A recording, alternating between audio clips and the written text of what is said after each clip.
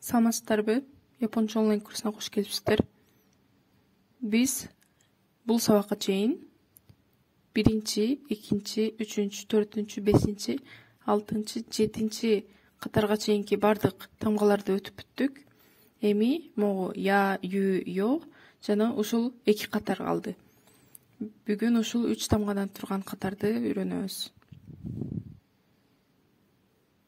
Я тамгасы жазылышы боюнча 3 баскычтан турат. 1, 2, 3.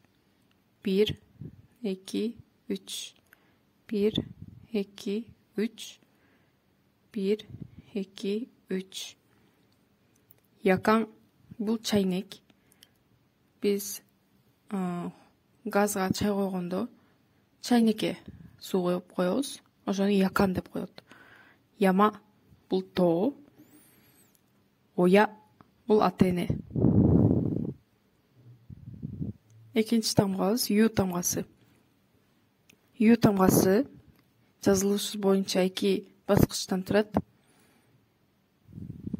1, 2.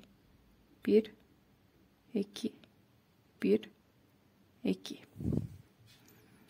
Ю тамгасы колдонулган сөздөр: ою бул кайнатылган суу же ысык суу. Юби бул манжа.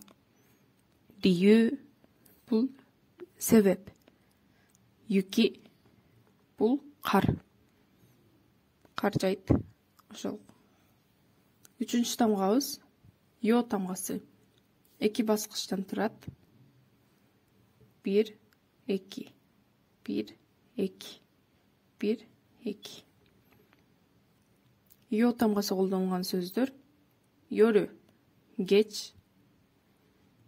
Йофку, кийим. Цуёй, күчтүү. Хиёко бул жөжө, тооктун баласы. Бүгүн биз ушул 3 гана тамганы өттүк. Бизде 2 гана катар, 8 гана тамга калды. Сабакты аягына чейин көргөнүңүздөр үчүн чоң рахмат. Эгер видео жакса, подписка баскычын басып колдоп койсоңуздар болот. Комментарий жазып, оюңуздар менен бөлүшүп койсоңуздар болот.